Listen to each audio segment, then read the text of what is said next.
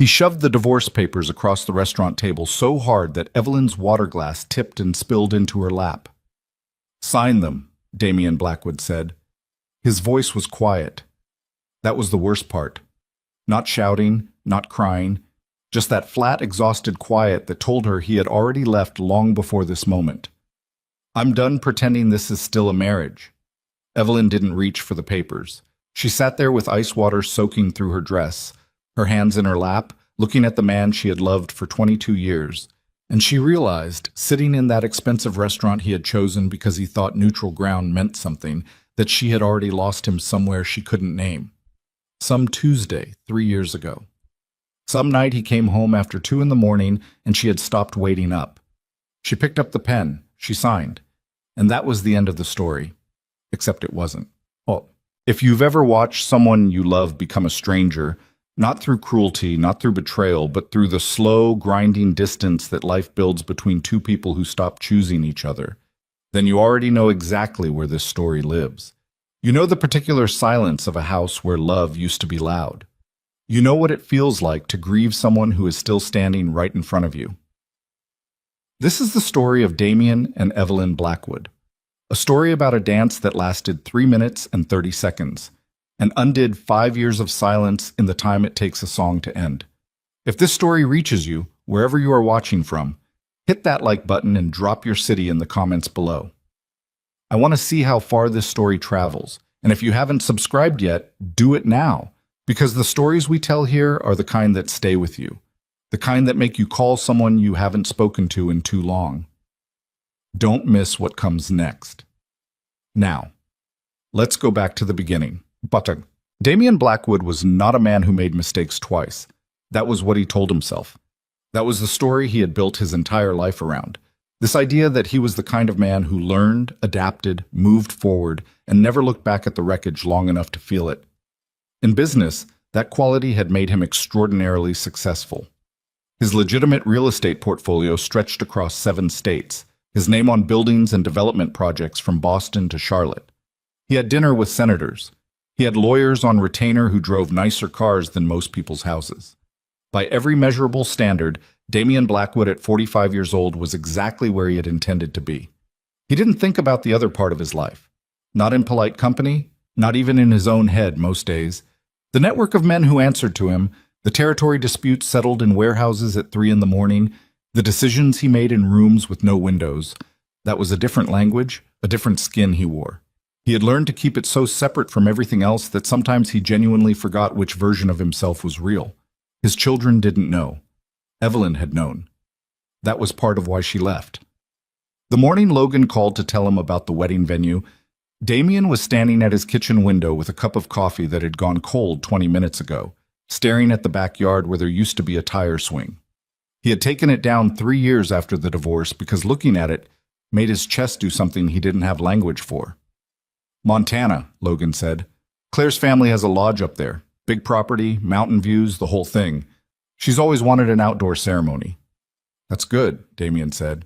"That's great, Logan. You need anything from me, logistics-wise?" There was a pause on the other end. That particular pause that Logan had inherited directly from his mother. The one that meant he was deciding whether to say the real thing or the easy thing.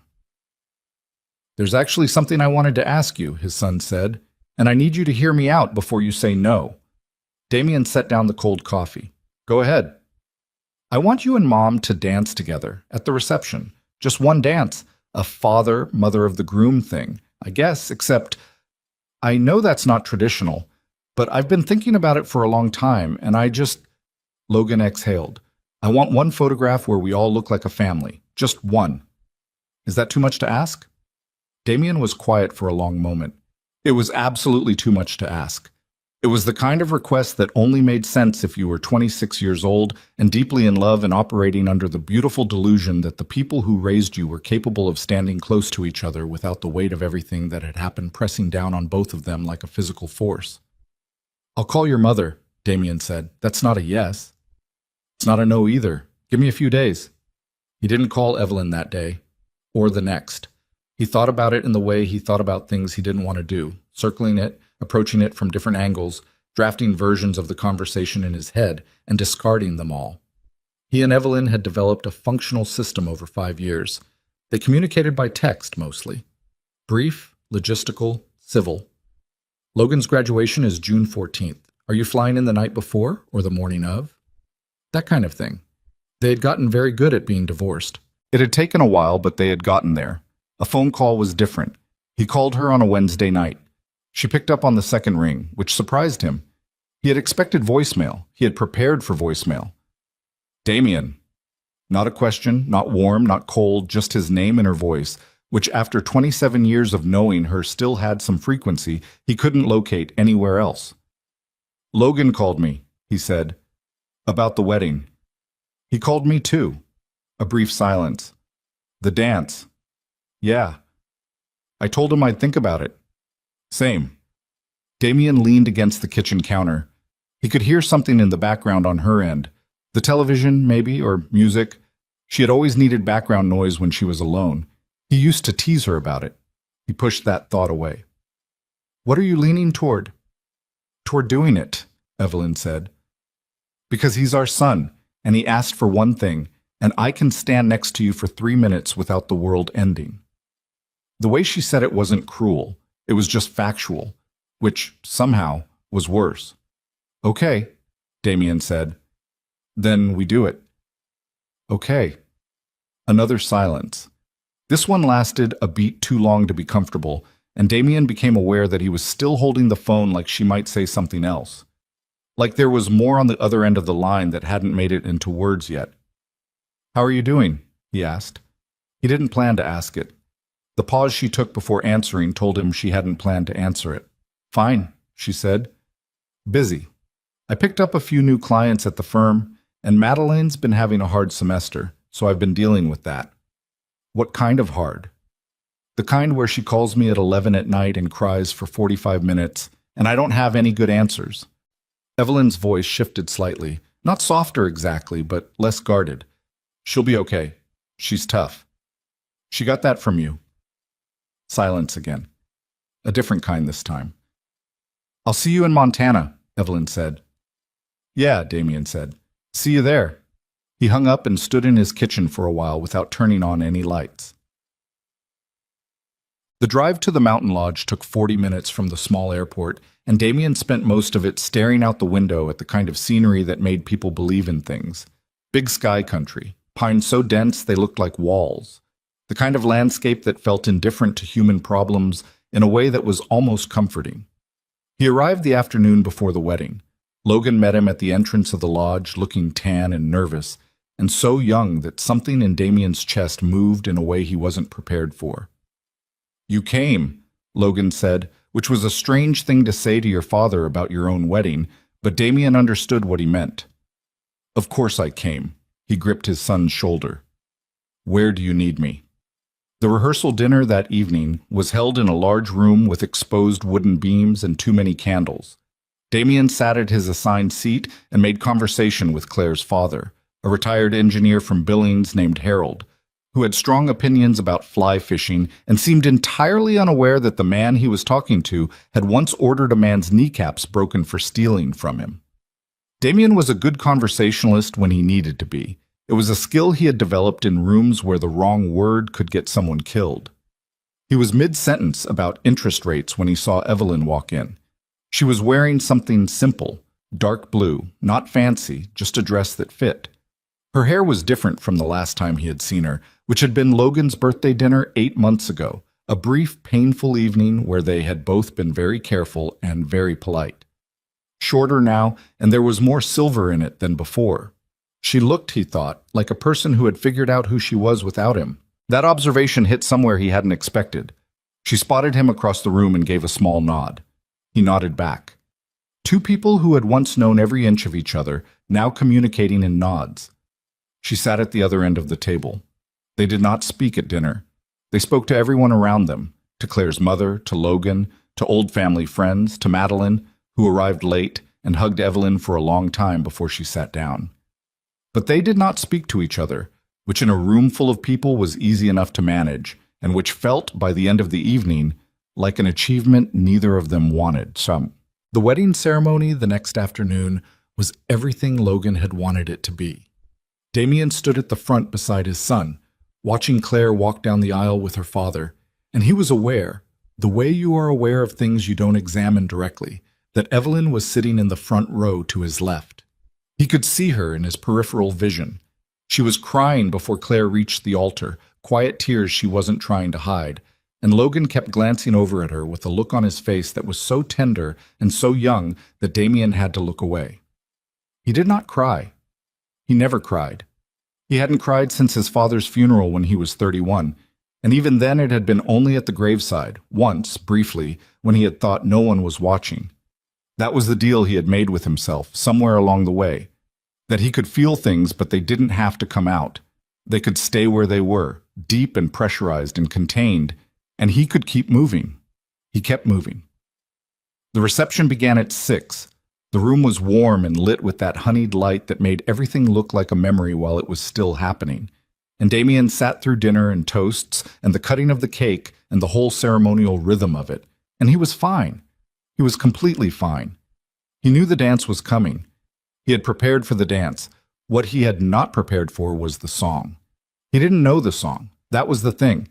He had expected something obvious, something he could brace against.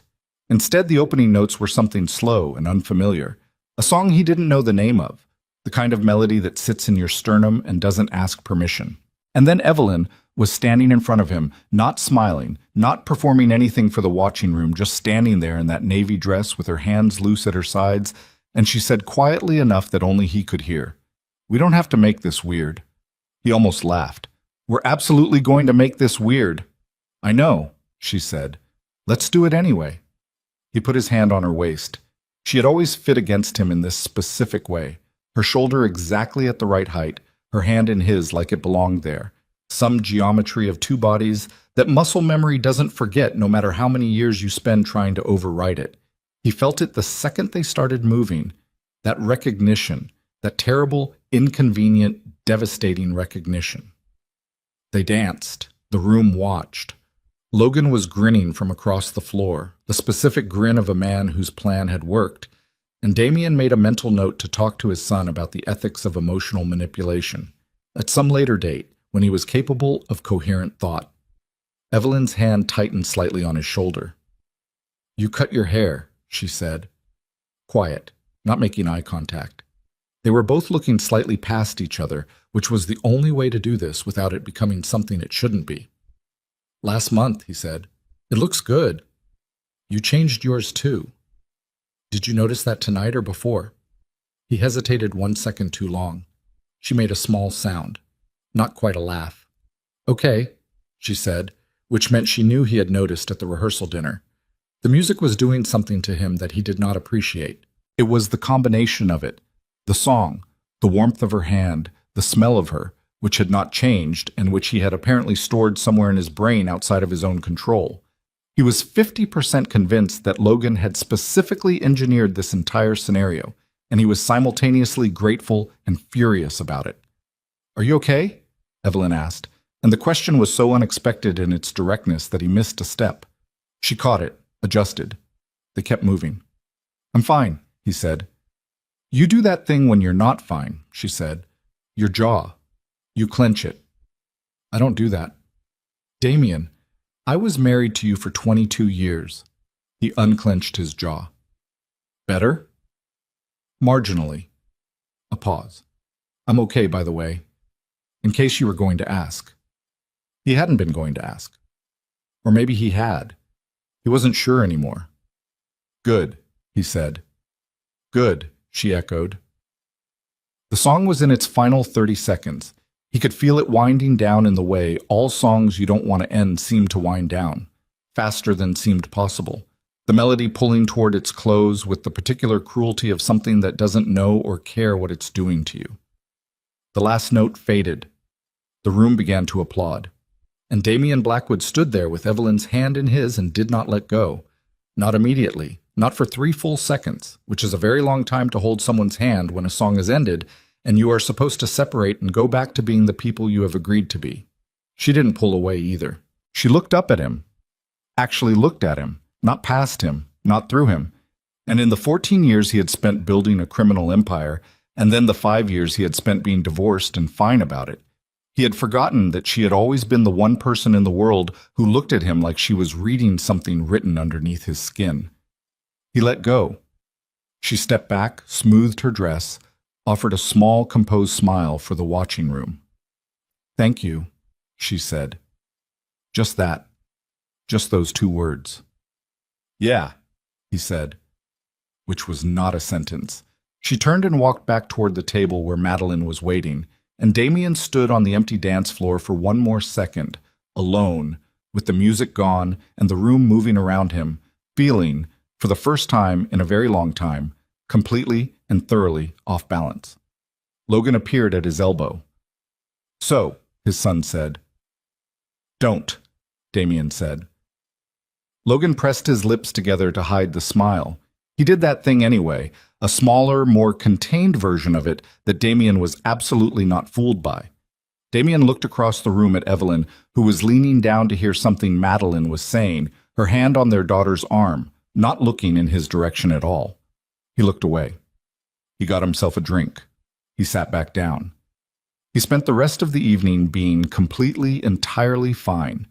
He was still thinking about those 3 seconds at 2 in the morning, lying in the dark of his lodge room, listening to the wind come off the mountain, with the absolute and deeply unwelcome understanding that whatever he had buried 5 years ago, with the same efficient ruthlessness he applied to everything else, was not, in fact, buried. He was on his 3rd cup of coffee before the sun fully cleared the mountain, sitting alone at a corner table in the lodge's dining room, watching the light change on the peaks outside and trying to think about anything except the 3 seconds on the dance floor. He failed at that completely. The breakfast crowd trickled in slow, Claire's family, some of Logan's college friends still wearing the previous night in their faces, a pair of aunts from Claire's side who spoke in low, cheerful voices about the ceremony. Damien nodded when nodded at. He answered questions politely. He was very good at being present in rooms without actually being in them.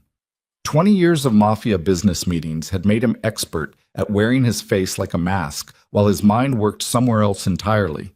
His mind was working on Evelyn. Specifically, it was working on the fact that she had not pulled away. He kept returning to that. 3 seconds. Her hand in his, the music done, the room watching, and neither of them moving. He had held her hand at Logan's Little League games, at Madeline's dance recitals, at his mother's funeral, all those years of ordinary contact that he had taken completely for granted. And then 5 years of nothing, of texts about logistics and brief civil sightings at family events, and somehow those 3 seconds had undone something he could not afford to have undone. He told himself it was just muscle memory, proximity, and old associations. The brain was a pattern machine. It didn't mean anything. He didn't believe himself. Evelyn appeared at the dining room entrance at 7:45. She had her coat already on, a travel bag over her shoulder, her hair pulled back in the quick, practical way she wore it when she was moving through something and didn't have time for appearances. She scanned the room, not looking for him, or so he told himself, and then her eyes landed on him, and she did that thing where she made a decision in real time. He could see it in her face, the half-second calculation. Come over or don't. She came over. "You're up early," she said. "I don't sleep well in unfamiliar places." He gestured at the chair across from him. "You have time?" Another calculation. Shorter this time. She put her bag down and sat. A waitress appeared. Evelyn ordered black coffee and dry toast, which was what she had always ordered when she was preoccupied. And Damien noticed that without meaning to, and filed it away in the part of his brain that apparently kept records on Evelyn Blackwood, regardless of whether he wanted it to. "Logan looked happy," she said. "Yeah." He did. "Claire's good for him." She wrapped both hands around the coffee mug when it arrived. "She doesn't let him coast. He needs that." "He gets the coasting from me." Evelyn looked at him. "You have never coasted a single day in your life." "I coasted on the important things." The words came out before he filtered them. He saw her register them, a small tightening around her eyes, not quite a wince, not quite anything nameable. "Damien, I didn't mean to start something. I'm sorry." You don't have to apologize for being honest. She looked down at her coffee. That was always the problem. You were never honest about the things that actually mattered, and then when you finally were, it was too late to do anything with it. He didn't argue that. It was accurate. Where are you flying back to? He asked. Boston, 2 o'clock. She picked up the toast, looked at it, put it back down. You? Private. I can leave whenever. She nodded. There was a silence between them that was full of things neither of them were saying, and he was aware, acutely, uncomfortably aware, that this was the longest conversation they'd had in 5 years that wasn't about one of their children. The dance? She said finally. He waited. It was fine, she said. I want you to know that. It didn't do anything to me. I just want us to be clear about that, so neither of us spends the next 3 months being strange about it. He looked at her for a moment. Okay, she said. She left 40 minutes later. He watched her cross the parking lot from the dining room window, her bag on her shoulder, her pace brisk and purposeful. She did not look back at the lodge. He sat with his cold coffee and thought, she said it first because she felt it too. Then he thought, that's exactly the kind of thinking that got you here. Then he paid the bill and went to find his son. 1. 2 weeks back in Boston, his life closed back around him like water. The meetings, the calls, the decisions that arrived at his desk in careful language that meant something else entirely. A shipping dispute in Providence. A territorial negotiation in Hartford that required his physical presence and a specific kind of quiet authority that came from people knowing, without anyone having to say it directly, exactly who they were sitting across from. He was good at this life. He had built it from almost nothing over 25 years, and there was a part of him, not a small part, that understood the criminal empire he ran the same way a craftsman understood his work. It had structure. It had rules, even if the rules were his own. It had consequences for every action, and he had always preferred a world with consequences over a world of comfortable uncertainty. Evelyn had called it his substitute for feeling things. She had said that during their last real fight, the one 2 months before he signed the papers. Not screaming, Evelyn didn't scream, but in that low, precisely articulated voice that she used when she had been thinking about something for so long, it had turned into something hard and exact. You built this empire because it gives you something to control, and you control it because it's easier than sitting inside your own life and feeling it. He had told her that was a therapist's interpretation, not reality. She had said, I've never been to a therapist, Damien. That's my own. He thought about that conversation more than he thought about most things. He was thinking about it now, sitting in the back of his car on the way back from Hartford at 11:30 on a Tuesday night, his suit jacket folded on the seat beside him, his phone dark in his hand.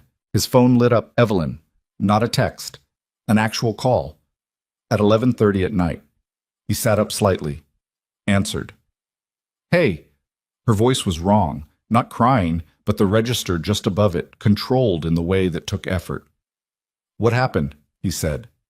Immediate. No preamble. It's my dad. He fell tonight at his house. Hip, maybe, they're not sure yet. They're taking him into surgery. I'm at Mass General. A brief, tight pause. I'm sorry to call you. Madeline's in Providence, and I didn't want her driving in the dark. And Logan is on his honeymoon, and I'm not telling him about this yet.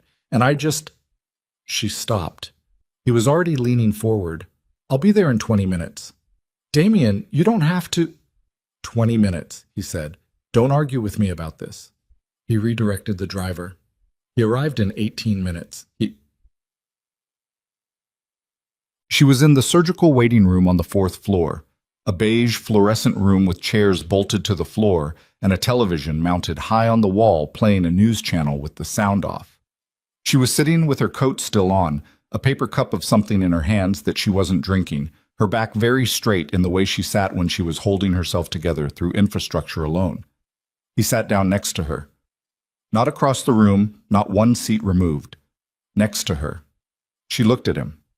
Something in her face shifted. Not breaking, just shifting, like a weight that had been carried alone redistributing slightly. His neighbor found him, she said. He'd been on the floor for almost 2 hours. Damien kept his voice even. He's in surgery now? They think it's the hip. Possible internal bleeding. They're checking. She looked back at the mute television. He's 81. He had a cardiac event 3 years ago. I keep telling him to get one of those emergency buttons, and he keeps telling me he's not an invalid, and now he's... She stopped herself. He's going to be okay, Damien said. You don't know that. No, he said. I don't, but I'm saying it anyway. She looked at him again. This time, the look lasted longer. Why did you come? She asked. Not accusatory, genuinely asking. He thought about giving her the practical answer. You called, you needed someone, we're family in the ways that matter. Any of those would have been true, and none of them would have been the whole truth. Because you're not good at waiting alone, he said. You never were. She turned away. He heard her exhale. Slow, deliberate. The kind of breath you take when something has landed somewhere tender. They waited. For the first hour, they barely spoke. Damien got them both real coffee from the machine down the hall, and Evelyn drank hers without commenting on the fact that he had gotten it right. 2 sugars, no cream, without asking. The waiting room emptied and refilled around them. A young couple in the corner held hands. An older man slept upright in a chair with his arms crossed and his mouth slightly open. Somewhere around the second hour, Evelyn said, Do you remember when Logan broke his arm? 3rd grade, the monkey bars. You were in Chicago, a business trip. She turned the paper cup in her hands. You got on a plane in the middle of the night. You were at the hospital by 6 in the morning. Of course I was. I know. She was quiet for a moment. I never doubted that you would come when it was something like that. A broken arm, a crisis, something concrete. It was everything else I couldn't get you to show up for. He didn't respond right away. There was something in the directness of it, the lack of bitterness, just this clean, accurate statement that made him want to argue and also made arguing feel pointless. She wasn't attacking him. She was just saying a true thing out loud, the way people sometimes do in hospital waiting rooms at 1 in the morning when the ordinary defenses stop feeling worth maintaining. I know, he said. She looked at him sharply. That's all? What do you want me to say? I don't know. She set the cup down on the floor beside her chair. I spent a long time being angry about it, and then I spent a long time just being tired. And now I'm sitting here and you drove across the city in the middle of the night because I called you, and I don't know what to do with that. You don't have to do anything with it. That's not how I work. I know that too. She made a sound, halfway between a laugh and something else. You know a lot. I know you, he said. And then, because that sentence landed heavier than he intended, he added, That doesn't go away. 22 years of someone doesn't just... He stopped. Doesn't just what? It doesn't just stop, he said, even when it should. The silence that followed was different from the earlier silences. It had weight and texture and the particular quality of a thing that has been true for a long time and has just been said out loud for the first time, which changes it, not into something new, but into something real in a way it wasn't before. Evelyn looked down at her hands. I never stopped loving you, she said, flat, quiet, without looking at him. I want you to know that I know that's a complicated thing to say, but I've been thinking about it since Montana, and I think I've been carrying it around and pretending I wasn't, and I'm too old and too tired to keep pretending. He felt something move through his chest. Not dramatic, not cinematic, just a pressure releasing that he hadn't known was there, like a room you've been holding your breath in finally getting a window opened. Evelyn, I'm not asking for anything, she said quickly. I'm not saying this because I have some plan. I needed to say it to someone who was actually there for all of it. She finally looked at him. Does that make sense?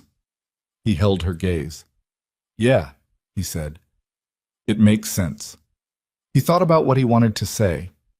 He was a man who had spent decades saying precisely what he needed to say, and nothing more. In negotiations, in confrontations, in rooms where the wrong word had consequences. He had applied that discipline to his marriage too, and he understood now, sitting in a surgical waiting room at 1:45 in the morning, that this was one of the ways he had broken it. I buried myself in the work, he said, not because I didn't want to be home, because He stopped, started again. I thought if I built something big enough, something solid and protected and untouchable, then nothing could happen to any of you. I thought that was the job. I thought that was love. It wasn't. No, it wasn't. He looked at his hands. I know what it was. It was easier to run an empire than to sit across a dinner table and admit I was scared. She stared at him. Scared of what? He was quiet long enough that she might have thought he wasn't going to answer. Of not being enough, he said. Without all of it. Without the money and the power and the... He gestured, a vague movement that meant everything he had built. Just me. I didn't think just me was worth very much. Evelyn was looking at him with an expression he couldn't fully name. Not pity, not tenderness exactly, something older than both of those. Damien, she said, I never wanted the empire. I wanted you to eat dinner with us. He almost laughed. It wasn't funny, but it was so exact, so perfectly, painfully exact, that the almost laugh was involuntary. I know, he said. I know that now. A doctor appeared in the doorway at 2:17 in the morning, young, tired, still in scrubs. He told them that her father's surgery had gone well. The hip fracture was significant but clean. No internal bleeding.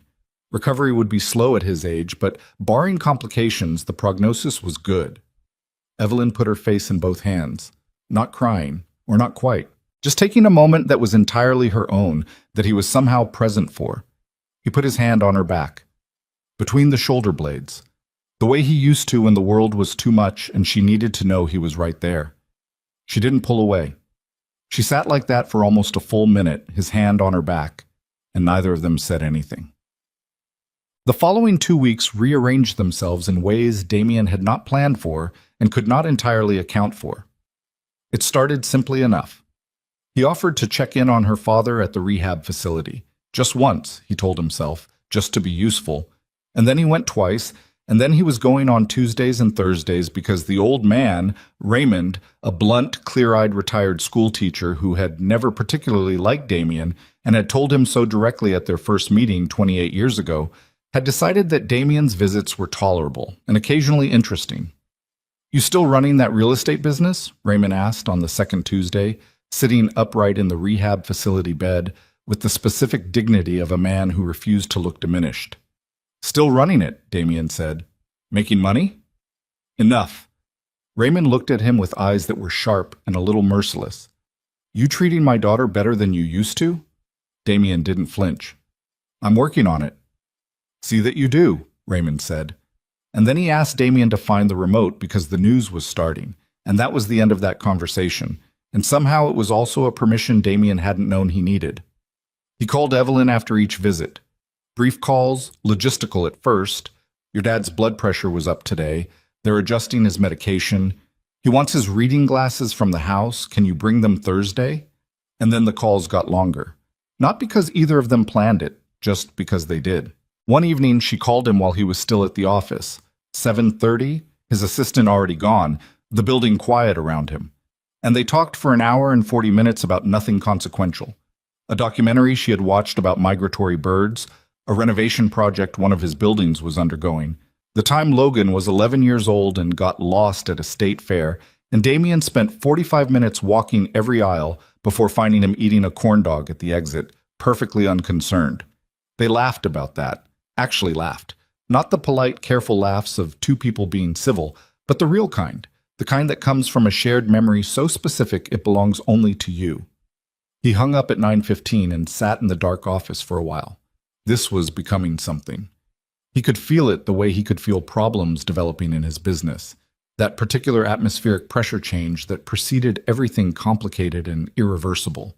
The smart move, the self-protective move, was to slow down. Create some distance. Remind himself and her that proximity after a crisis was not the same as restoration, that the human heart under stress was unreliable and inclined toward the familiar even when the familiar had already proven itself insufficient. He called her the next evening anyway. She picked up on the first ring. I was just thinking about you, she said. Just like that. No guard, no qualifier. Just the fact of it.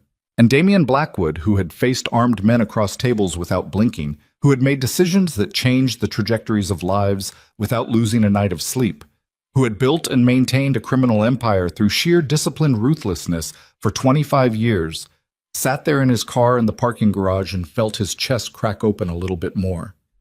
"Tell me what you were thinking," he said. And she did, and by the time he got home that night, he understood that the 3 seconds on the dance floor hadn't started anything. They had only named what was already there, which was so much more dangerous because it meant he hadn't fallen back into something old. He had never actually climbed out of it. The photographs were Madeline's idea.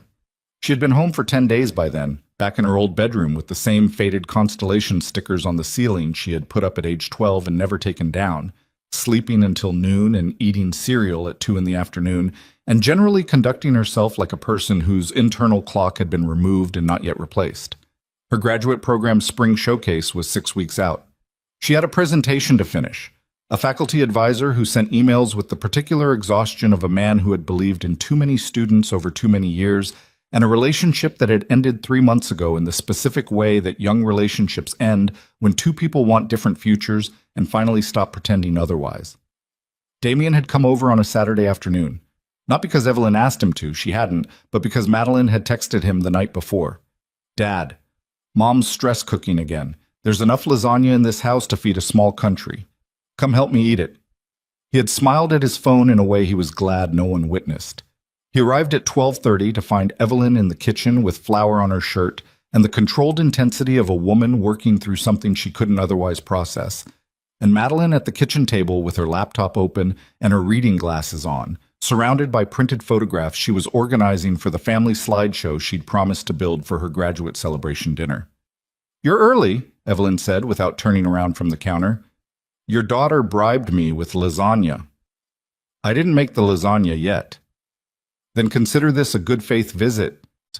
Madeline looked up over her glasses with an expression of pure, undisguised satisfaction that reminded him so precisely of Evelyn at 23 that it was briefly disorienting. "Hi, Dad. Sit down. I need help sorting these." He sat. Evelyn, after a moment, turned down whatever was on the stove and came to the table too, because the photographs were spread across most of its surface, and some of them were hers to identify. The sorting started logically enough. Logan's childhood, a family trip to Maine when the kids were small. Madeline's first recital, her face so serious beneath the too large bow in her hair that even now it made Evelyn's mouth curve. Damien found a photograph of himself at 32, standing in front of the house they'd bought in Cambridge, his arm around Evelyn's shoulders, both of them squinting into the sun. He looked young in a way that felt almost fictional now, not just physically. Something in the posture, some looseness around the shoulders he couldn't locate in himself anymore. "You had so much hair," Madeline said, leaning over to look. "Thank you, Madeline." "I'm just observing." Evelyn took the photograph from him and studied it for a moment without saying anything. Then she set it in the keep pile and moved on to the next. They worked through an hour of it, easy, surprisingly easy, passing photographs across the table with comments and small stories attached, the way you do when the memories are old enough to be safe. He had forgotten how good they were at this, the three of them in a room.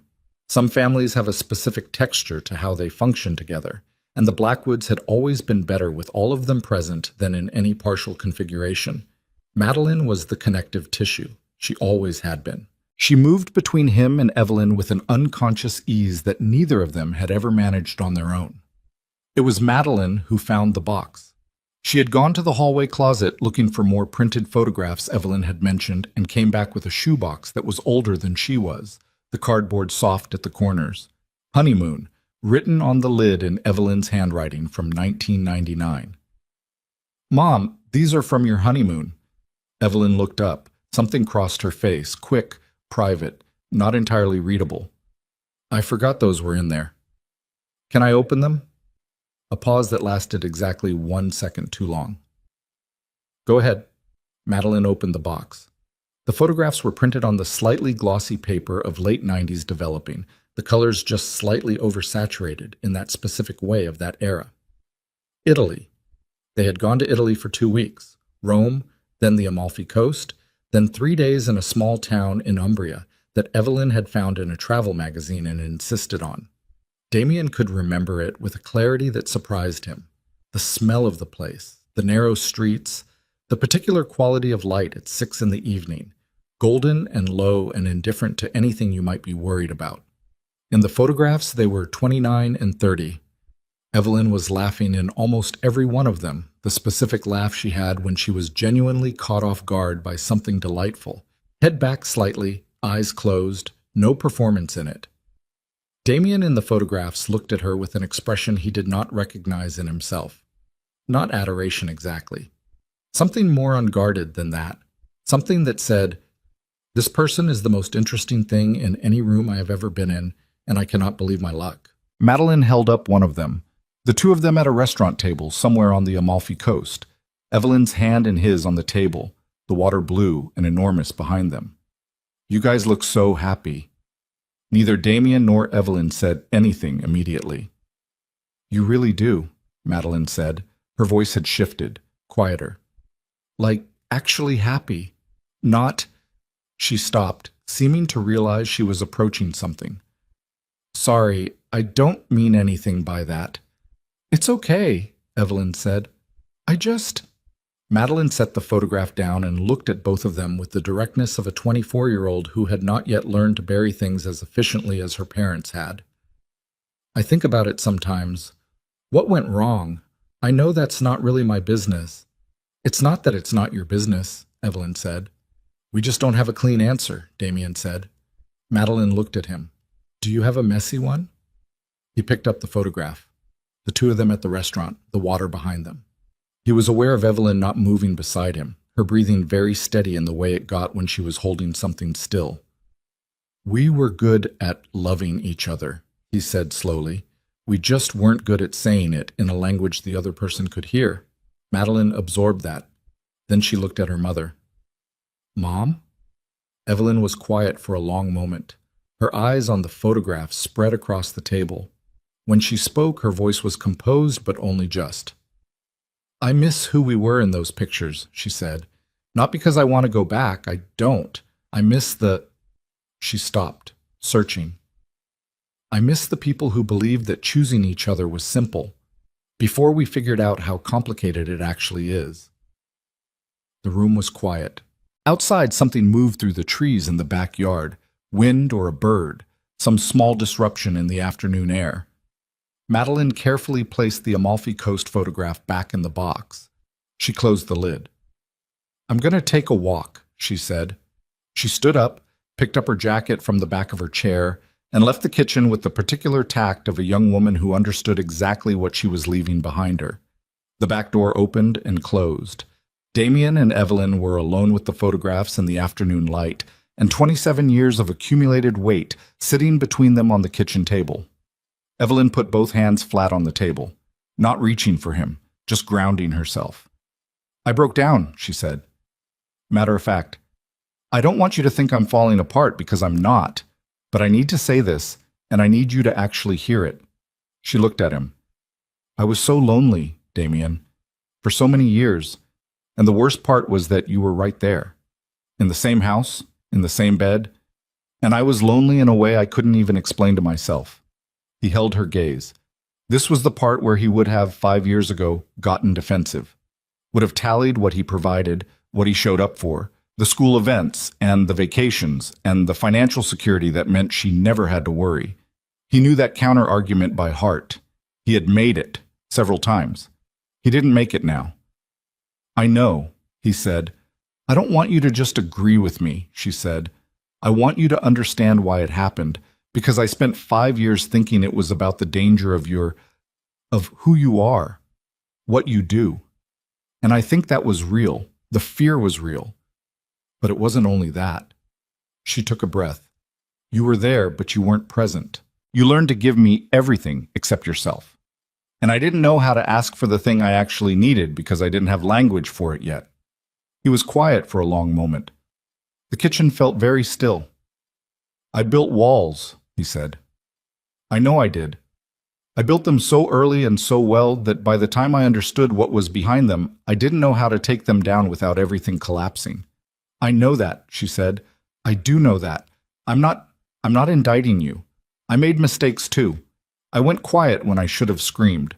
I let resentment build because asking for things felt like admitting weakness, and I am— She let out a short, tired exhale. I am my father's daughter, and my father thought that needing something from another person was the same as being vulnerable, and vulnerable was the same as being a target. Damien recognized that. Raymond's daughter, yes. He had always seen it. The spine she carried. The self-sufficiency that was also underneath a kind of isolation. We were terrible at asking each other for things, he said.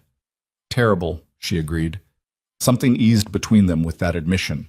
Not resolved, not fixed, but acknowledged in a way that changed the air in the room. I keep thinking, Evelyn said, about whether we would have gotten there. If we had stayed. If we'd had the right help or the right moment, or if one of us had just said any of this 10 years earlier. She paused.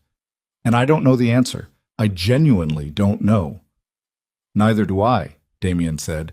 But I think we became the people who could say it now because of everything that happened, including the divorce, including all of it. She looked at him carefully. What are you saying? He put the honeymoon photograph down on the table between them. The two of them at 29, laughing on the Amalfi Coast, ridiculous with newness. I'm saying I don't want to be those people again, he said. I want to be who we are right now, who know what it cost, and choose each other anyway. Evelyn didn't move. Her hands were still flat on the table, and he watched her breathing, watched the precise moment when something in her face, some last maintained perimeter, quietly came down. That's a very large thing to say, she said. I know. In my kitchen on a Saturday afternoon. I'm aware of the setting. Her mouth moved, almost a smile, almost something else. I'm not ready to be reckless about this, she said.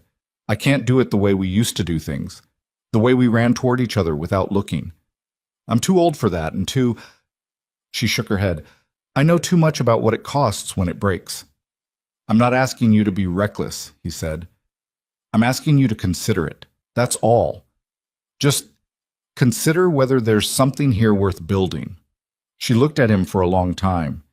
Then she stood up and went to the stove and turned the heat back up under whatever was simmering there, and she said with her back to him, in a voice that was very even, I'm already considering it. I have been since Montana. A pause. Don't push it.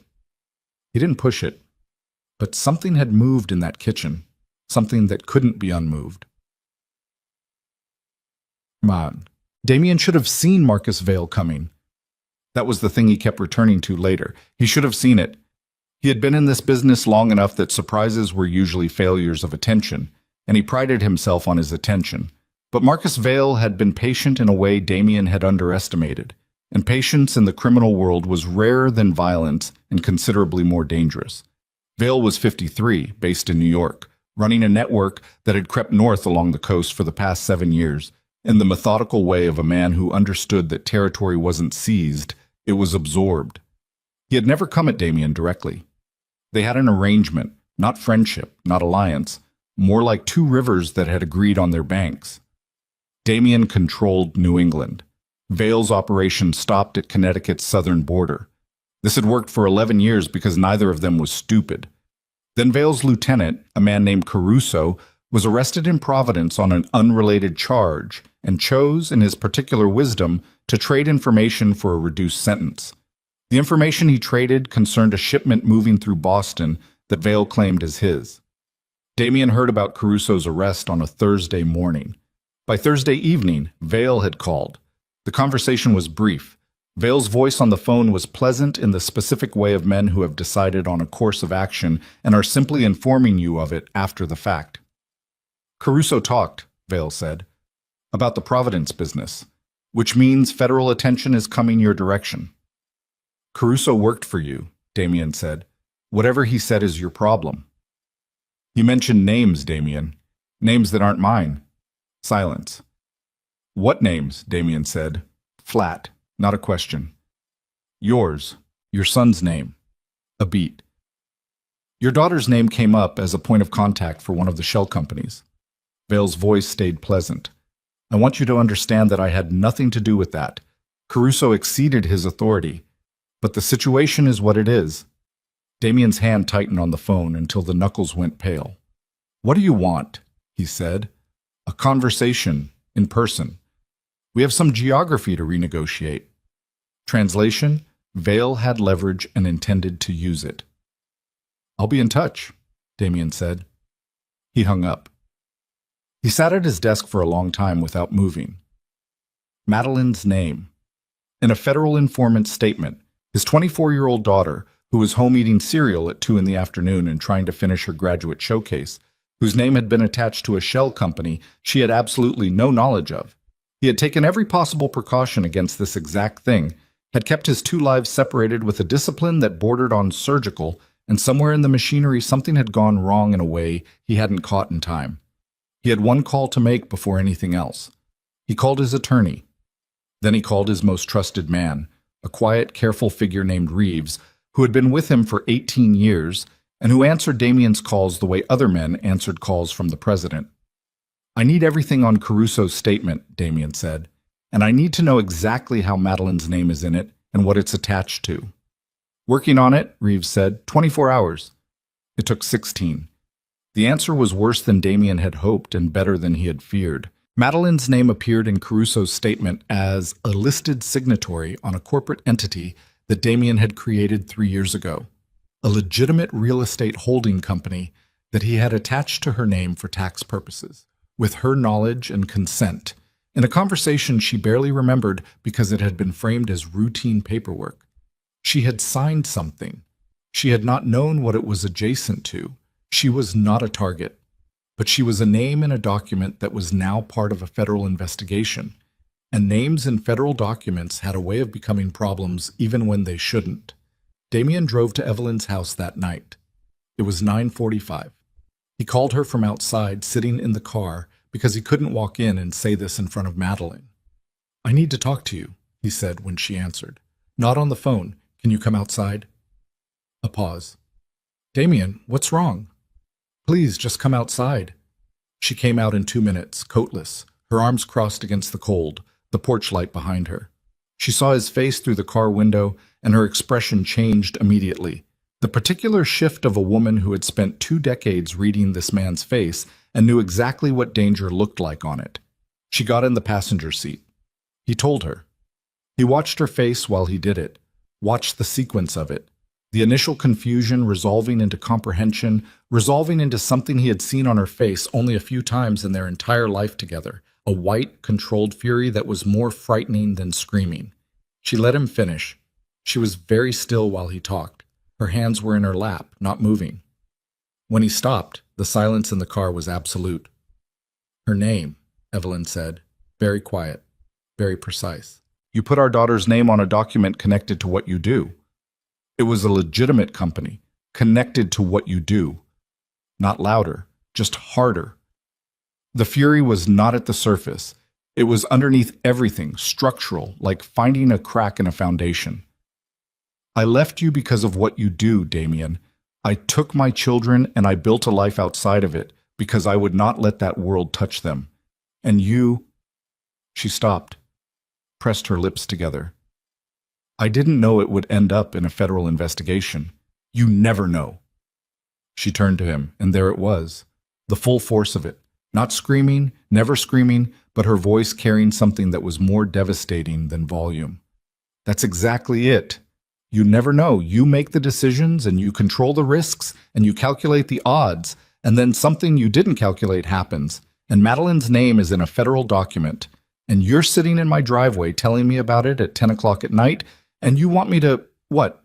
You want me to... She stopped herself. She looked straight ahead through the windshield. Her jaw was working, the muscles in it tight. Is she in danger? Evelyn asked. No, my attorney is confident she's not a target. Her involvement on paper is... It's minimal and explainable, and we're managing it. Managing it. She said it the way you might say a word in a language you find repugnant. Evelyn, don't. She put her hand up, not looking at him. Don't say my name right now. He waited. The silence stretched. Outside, a car passed on the street. Somewhere in the neighborhood, a dog barked twice and stopped. Everything that's happened, Evelyn said finally. Her voice had changed. Not calmer exactly, but pulled back to some core of it, tired and precise, and deeply, deeply honest. The hospital with my dad, the phone calls, the photographs this afternoon, all of it. I was I was letting myself believe that we were different now, that you were different, that the thing that broke us was something we'd both grown past. He didn't say anything because there was nothing he could say. And then tonight, you drive to my house and tell me that while I was starting to trust you again, my daughter's name was sitting in a federal investigation because of decisions you made that affected her life without her consent. She finally turned to look at him. Her eyes were dry. That was somehow the worst part. How am I supposed to want this, Damien? How am I supposed to choose this? He looked at her and said nothing, because the answer, the honest answer, was that she shouldn't have to. You need to go, she said. He nodded. He didn't argue. She got out of the car, walked back to the porch. She didn't slam the door, that wasn't Evelyn, but the quiet, deliberate way she closed it behind her had the same force. Damien sat in the dark car in her driveway. He thought about 27 years. He thought about the honeymoon photographs. He thought about the kitchen that afternoon, about what he had said, who we are now, who know what it cost and choose each other anyway. And he thought about how those words felt 5 hours later, like something he had said on behalf of a version of himself that had not yet been fully honest about what it would require her to accept. He started the car. He drove home. And somewhere on the empty road back through the city, with the buildings dark and the streets wet from an earlier rain, he understood. Not as an abstraction, but as a fact that landed in the body the way real facts do. That if he wanted what he'd told her he wanted, something would have to change that could not simply be managed or negotiated or controlled into a better shape. Not a business decision. Not a strategic adjustment. Something at the actual center of who he had allowed himself to become. He didn't sleep that night. He sat in the kitchen of his mansion with the lights off and a glass of bourbon he didn't drink. And he went through it the way he went through everything that mattered. Not emotionally, not yet, but structurally. What had broken, where, why, what could be salvaged, and what was already gone past the point of recovery. The veil problem was manageable. He had faced worse. His attorney was already in motion, the shell company documentation was being restructured, and Madeline's exposure, while real, was containable within the bounds of something explainable to federal investigators as routine family business paperwork. Reeves had been in this business longer than most men his age stayed breathing, and Reeves was confident. That part, Damien could work. It was the other thing that sat in the kitchen with him. Evelyn's face when she got out of the car, the way the porch light caught her expression for 1 second before she turned away. Not crying, not screaming, just that particular devastating composure of a woman who has just had a belief she was trying to rebuild knocked out of her hands again, and is deciding, in real time, whether she has the energy to pick it back up. He didn't know if she did. He wasn't sure he had the right to ask. He put the bourbon down the sink at 4 in the morning and went upstairs and lay on top of the bed in his clothes and stared at the ceiling until it got light. 3 days passed in which Evelyn did not call and he did not call her. He worked. He worked with the focused efficiency of a man who had learned early that the mind will eat itself if you don't give it something to do, and there was plenty to do. The veil situation required careful, methodical attention. Phone calls conducted through intermediaries, documents reviewed with his attorney in 2-hour sessions, a negotiation structure being built around a meeting that had not yet been scheduled but was inevitable. Vale wanted territory.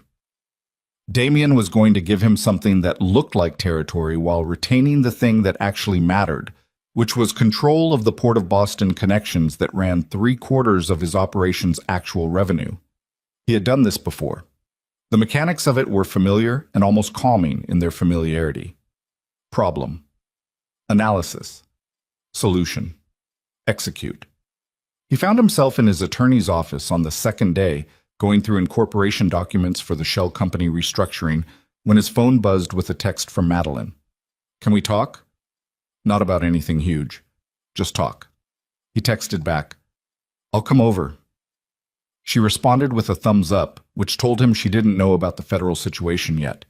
Evelyn was holding that information back, or Madeline genuinely hadn't noticed anything, which was possible given the state she'd been in since her breakup. He drove to Evelyn's house. He had not been back since the night in the car. He was aware of this in his body in a way he wouldn't have admitted to anyone, Wook. A specific tightening across his shoulders as he turned onto the street, the kind of muscle tension that doesn't respond to logic. Evelyn's car was not in the driveway. She was at work. Madeline opened the door before he knocked, wearing an oversized sweatshirt and the look of someone who had made peace with her situation through sheer exhaustion. "She's not here," Madeline said, which he knew. "I'm not here for her," he said, which was only partially true. Madeline made tea he didn't ask for, and they sat at the same kitchen table where 3 days ago everything had been different, and Madeline looked at him across her mug with the direct, unsentimental gaze she had inherited from both of them combined into something more acute than either. "Something happened," she said, "between you and Mom. I can feel it. We had a disagreement. You've been having a lot of conversations for people who are divorced, and now you're having disagreements." She tilted her head. "Dad." "Madeline, I'm not 12. I'm aware." She set down her mug. "I'm going to tell you something, and you're not going to like it." She said this without preamble or softening, in the voice she used when she had made a decision. "I think you should fight for her. I think you've been circling this for months and being careful and giving her space and whatever, and I understand why, but Mom doesn't respond to patience. She responds to people actually saying the true thing." She paused. "You know what she told me once? That the problem wasn't that you didn't love her. It was that she could never tell if you loved her more than everything else." The sentence landed in him like something physical. "She said that," Damien said, 3 years after the divorce. We were driving back from Grandpa Raymond's, and she was tired, and she said it. She wasn't even talking to me, really, just saying it out loud." Madeline looked at her hands. "I've been carrying it around since then, waiting for the right time to tell you. I think this is the right time." He sat with that for a moment. The kitchen was quiet. Through the window, the backyard looked bare and gray in the November light. The garden Evelyn kept in summer already put to bed for the season. "There are things," Damien said carefully, "that complicate this. Beyond just emotional history." "The business," Madeline said. He looked at her. She met his eyes and didn't look away. "I'm not 12, she said again. Quieter this time. He absorbed that. "How much do you know?" "Enough," she said. "I've always known enough. Mom made sure I didn't know the specifics, but I grew up watching men follow you to school events, Dad. I know what kind of weight you carry." She wrapped both hands around her mug. "I'm not afraid of it. I want you to be okay. Both of you." He nodded. He was aware of something moving in his chest that had no practical outlet. "I'll figure it out," he said. "That's not the same as fighting for her." "I know the difference." She looked at him for a moment longer, then she nodded, apparently satisfied with something she found in his face. "Good," she said. "Now eat something. Mom left lasagna in the fridge, and if I have to look at it for one more day, I'm going to lose my mind." The meeting with Vale was scheduled for a Thursday. Neutral location. A private dining room above a restaurant in downtown Providence. Not Vale's territory, not Damien's. A geographic compromise that meant neither man had the psychological advantage of home ground. Damien arrived 20 minutes early, which was deliberate, and he stood at the window looking at the street below and ran through the structure of the negotiation one final time the way a surgeon reviews the procedure before cutting. Reeves was at the table behind him, and 2 other men he trusted implicitly were positioned in ways that were visible enough to communicate their presence without constituting a provocation. The room had 2 exits. Damien knew both. Vale came in at exactly the scheduled time, which told Damien that Vale considered punctuality a power statement. He was a tall man, angular, with gray at his temples, and the particular grooming of someone who had money long enough that it stopped being something he thought about. He had 2 men with him. He looked at Damien's positioning in the room, cataloged it in approximately 3 seconds, and sat down. "Damien," he said. "Marcus." A server appeared. Neither of them ordered anything. Vale folded his hands on the table. "I want to be clear that the Caruso situation wasn't something I engineered. He made a decision under pressure that wasn't authorized." "I believe you," Damien said. He did, actually. Caruso talking to federal investigators was an act of panic, not strategy, and Vale was a strategic man. That said, Vale continued, the situation created an opening, and I'd be a fool not to use it. What do you want? The New Haven corridor and the Bridgeport connections. Damien kept his face entirely still. What Vale was describing was the southern edge of Damien's Connecticut operation. Not the most profitable geography, but a significant piece. More importantly, it was the access point. Give Vale New Haven and Bridgeport, and within 18 months, Vale would be positioned at the edge of everything north of it, applying pressure in ways that were technically within their existing arrangement while rendering the arrangement meaningless. That's a lot, Damien said. Caruso's statement has your name in it, Vale said, and your daughter's. Federal investigations have momentum. They follow threads. He was perfectly pleasant about this. I'm not making a threat. I'm describing a reality. You need this situation managed, and I have the contact who can manage it. That contact comes at a cost. Damien looked at him. He thought about Evelyn in the car 3 nights ago. How am I supposed to choose this? He thought about what Madeline had said. She could never tell if you loved her more than everything else. He thought about something he had been not thinking about for 25 years. The version of this life that did not exist, the road he hadn't taken, the point at which he had made a choice that seemed like survival at the time, and had calcified over the decades into identity. I'll need 72 hours, Damien said. Vale raised an eyebrow. That's unusual. I have something I need to settle before I make any decisions of this size. He said it evenly, giving nothing away in tone or posture. 72 hours. Then I'll have an answer. Vale studied him for a moment with the intelligent, measuring gaze of a man who is very good at reading people. 72 hours, Vale said. And Damien, whatever you're settling, settle it clean. Sub. He called Evelyn from the parking garage outside the restaurant, sitting in the car with the engine off and the phone in his hand, and he did not rehearse what he was going to say because he had learned in the past few months that the rehearsed things were the ones that landed wrong. She answered on the 4th ring. Damien, I need to see you, he said, tonight, and I need you to hear me out before you decide anything. Silence.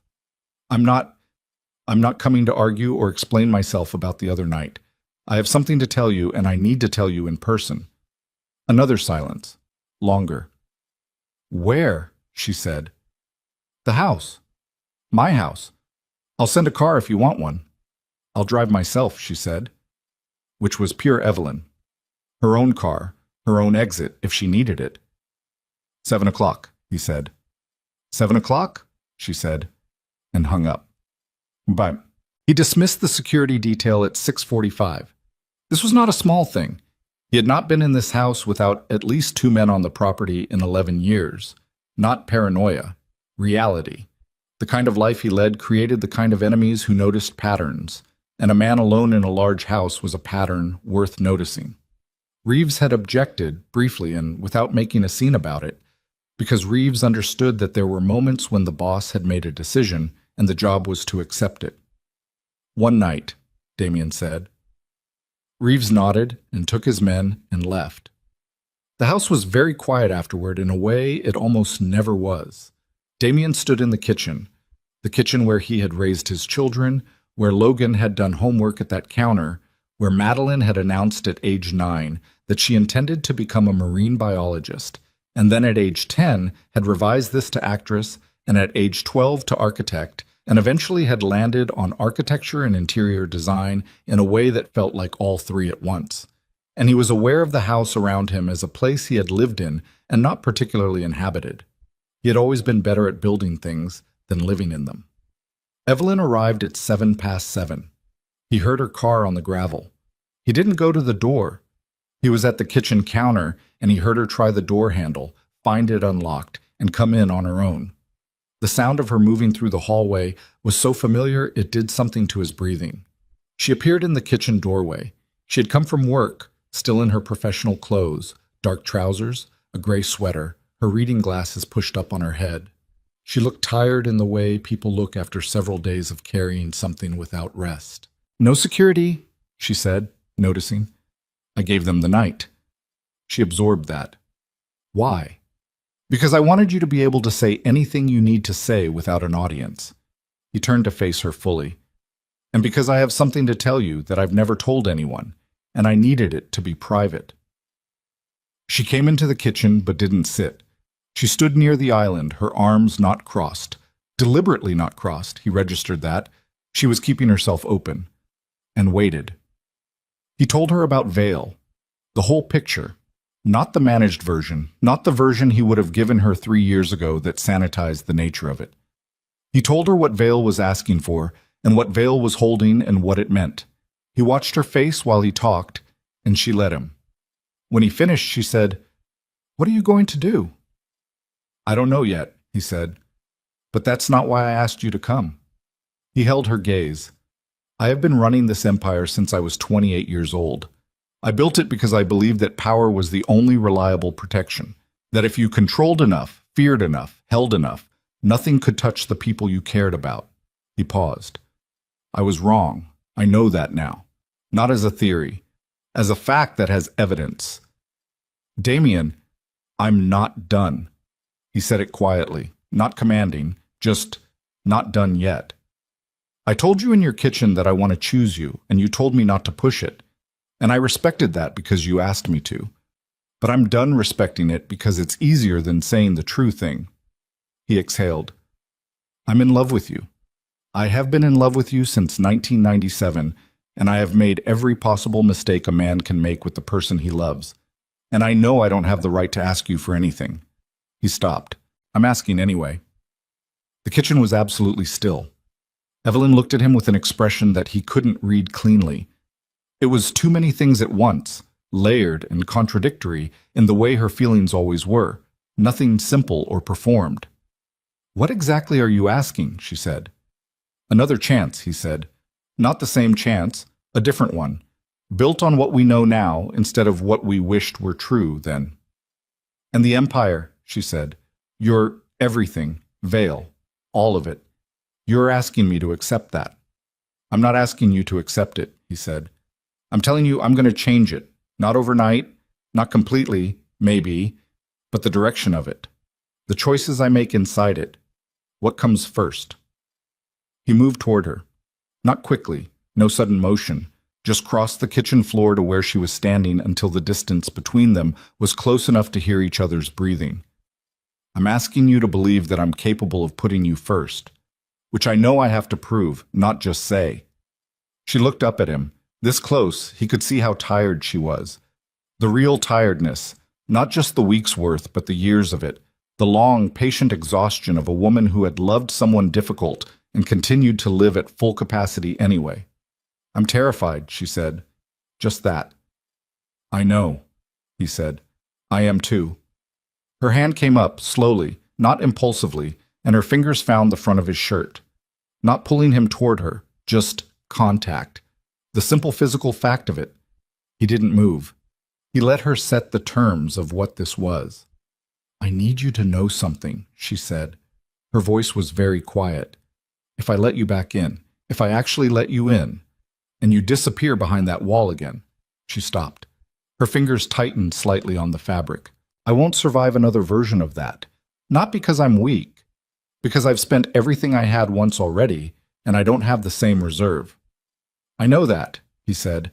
"Then you understand what I'm risking." "Yeah," he said, "and I understand what I'm asking you to risk, which is why I'm not making promises. I'm just asking you to try. With me, properly, counseling, honest conversations, all of it, the things we didn't do before." He covered her hand with his. "I'm asking you to try." She looked at him for a long time. Outside the kitchen window, the November sky was completely dark, and the house was the quietest it had been in years. And Damien Blackwood stood in the kitchen of the life he had not been living with his hand over Evelyn's, and waited for the verdict that actually mattered, the only negotiation he had ever entered where he had no leverage at all, nothing to trade, nothing to threaten, nothing to offer except the stripped-down truth of what he was and what he wanted. She moved first. She stepped into him, not dramatically, not with any of the language of movies or romance, just stepped forward the way you step into a space that belongs to you, and put her arms around his waist and pressed her face against his shoulder, and he felt her exhale. One long, complete, utterly exhausted breath, like a person finally setting down something they've carried so long, they forgot what their arms felt like, empty. He held her. He held her carefully, both arms, his cheek against the top of her head, and he closed his eyes and thought about nothing except the specific weight of her. This woman he had failed and hurt and lost, and apparently could not stop loving no matter how many years or how many walls he built between himself and the fact of it. "Okay," she said, barely audible. "Okay." He pulled back just enough to look at her face, and she looked up at him with wet eyes she wasn't trying to hide, for the first time not trying to hide it, and he lowered his head and kissed her. Not like the first time, not like the urgency of 29 years old and newly certain about everything.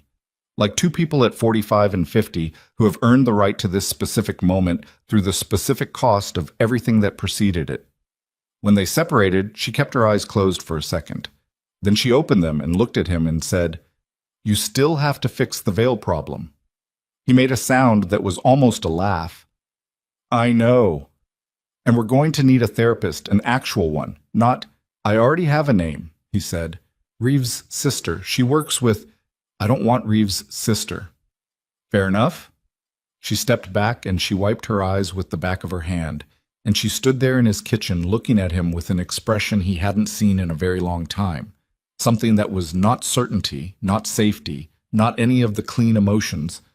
Just this present, clear-eyed willingness to be here, in this, with all the risk it carried. And then her phone rang. She looked at the screen, her face changed. "It's Madeline," she said. She answered it. He watched her listen. He watched the color shift in her face. "What airport?" Evelyn said. Okay, we're coming." She lowered the phone. "She's at Logan Airport," Evelyn said. "She drove to Boston tonight. She said she needed to get out of the house and she—" Evelyn stopped. The emotion in her face was raw and unguarded. "She's been crying for 2 hours and she doesn't want to drive home alone." He already had his keys. "Let's go," he said. Logan Airport at 10:45 on a November night had the particular desolation of a place built for movement that had temporarily run out of people to move. The terminal drop-off lanes were mostly empty, a few cabs idling, the overhead lights doing their cold institutional work on the wet pavement. Damien pulled up to the arrivals curb and Evelyn was out of the car before it fully stopped, which was so precisely her, always moving toward the thing that needed her, that he sat for a moment watching her cross the pavement toward the glass doors before he put the car in park and followed. Madeline was inside near the baggage claim area, sitting on a bench with her coat bunched in her lap and her carry-on bag at her feet. She had clearly been crying for a long time. The specific hollowed-out look of sustained grief, not the fresh, sharp kind, but the kind that has been going for hours and has burned through all its intensity and left only the exhaustion behind. She was staring at the floor when Evelyn reached her, and she looked up, and something in her face collapsed in the way that only happens when someone you needed appears at exactly the right moment. Evelyn sat beside her and pulled her in without saying anything, and Madeline let herself be held the way she hadn't since she was a child, completely, without the adult self-consciousness that usually kept her upright. Damien stood a few feet back and gave them that. He watched his daughter cry into his ex-wife's shoulder in an empty airport baggage claim. And he felt the particular uselessness of fathers in moments like this. The incapacity to fix what was actually broken. The desire to do something concrete, meeting the reality that there was nothing concrete to do. He stayed where he was. Sometimes staying was the action. After a while, Madeline lifted her head and looked at him over Evelyn's shoulder. "You both came," she said, slightly hoarse. "Of course we came," he said. She wiped her face with the back of her hand, breathed in, steadied. "I'm sorry, I got in the car and I started driving and I didn't know where to go and I ended up here, which is, I know that's not logical." "Airports make sense when you need to go somewhere and don't know where," Damien said. "You've always done this. You drove to Logan when you didn't get into your first choice grad program too." She blinked. "You remember that?" "I remember everything," he said. "I just don't always say so." Something in her face shifted, raw and tired as it was, and she looked between him and Evelyn, really looked, taking in the fact of them standing here together at this hour with the specific attentiveness of someone who is processing more than the surface of what they're seeing. "Are you two okay?" she asked. "We're okay," Evelyn said. "You're together." "We're here," Damien said. "Let's get you home." They walked to the car, Madeline between them, her bag on Damien's shoulder, Evelyn's hand briefly touching Madeline's back. They didn't perform anything for each other. There was no theater in it, just two people and their daughter moving through a cold parking structure toward a car, which was ordinary and which was also, he understood with a clarity that felt new, exactly the kind of ordinary he had sacrificed 20 years of his life to avoid being present for. He put her bag in the trunk and they got in, Madeline in the back, Evelyn in the passenger seat, and he pulled out of the garage and onto the expressway and drove. Madeline fell asleep within 15 minutes. Not the light doze of someone resting, but the complete unconscious surrender of a person who has been awake and in pain for too long and has finally run out of the energy to maintain either. Her head tipped against the window, and her breathing deepened and slowed. The highway was mostly empty. The lights of Boston receded behind them. Damien drove. Evelyn was looking out the passenger window at the dark tree line, and after several minutes she reached across the center console without looking at him and placed her hand over his where it rested on the gear shift. Not interlacing their fingers, not gripping, just the full weight of her palm covering the back of his hand. Present. Deliberate. Real. He turned his hand over and held hers.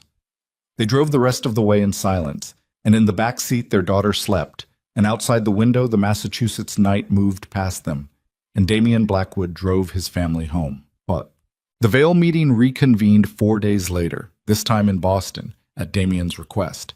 He had spent those 4 days in a series of conversations, with his attorney, with Reeves, with two other men whose counsel he trusted, and he had arrived at a position that was neither the capitulation Vail expected, nor the confrontation Vail was prepared for. He had arrived at something more expensive than either. They met at the same building where Damien kept his primary office, the legitimate operation, the real estate headquarters on the 14th floor, with its floor-to-ceiling windows and the view of the harbor that he had bought this space specifically for 15 years ago. He had always kept his two lives architecturally separated, which now struck him as one of his stranger self-deceptions. Vail came in with one man this time, which was either a gesture of trust or confidence that one man was sufficient. Damien read it as the latter. He had his attorney present and Reeves, who stood near the door with the specific stillness of a man who was simultaneously decoration and warning. They sat at the conference table. Damien set a folder on the table and did not open it yet. "I have a counter-proposal," he said. Vail looked at the folder. "I'm listening." "New Haven and Bridgeport are yours, effective immediately, with the appropriate transitions and a 12-month non-interference agreement covering the operational handoff." He watched Vail's expression, which was carefully controlled but not entirely successful at hiding the small flicker of satisfaction. He let that sit for a moment. "In exchange, your contact resolves the federal situation, fully. No residual exposure for my family members, documented confirmation. And we establish a formal operating agreement for the Northern Territories that has actual teeth. Not a gentleman's understanding, a structure." Vail tilted his head slightly. "That's almost exactly what I asked for." "Almost," Damien agreed. "What's the difference?" Damien opened the folder. Inside were 3 pages his attorney had prepared. A document of a different kind than Vail was expecting, structured not as a territorial agreement, but as an exit framework. "I'm contracting the Boston Port Connections to a management structure that operates independently of me beginning 18 months from today. You get the Connecticut geography, I get the federal resolution, and the northern operation runs through a structure that neither of us personally controls." He looked across the table. "Which means neither of us can use it as leverage against the other." The room was very quiet. Vail looked at the documents. He was a precise reader, so Damien knew this from reputation, and he took his time. His man near the door said nothing. Reeves said nothing. "You're walking back from the port," Vail said finally. "I'm transitioning out of direct control of it. There's a difference." "In 18 months. 18 months gives me enough time to do it in a way that doesn't destabilize the whole structure, which is in your interest as much as mine." Vale looked up from the pages and studied Damien with the long, calibrating look of a man trying to understand the motivation he wasn't seeing. "Why?" Vale said.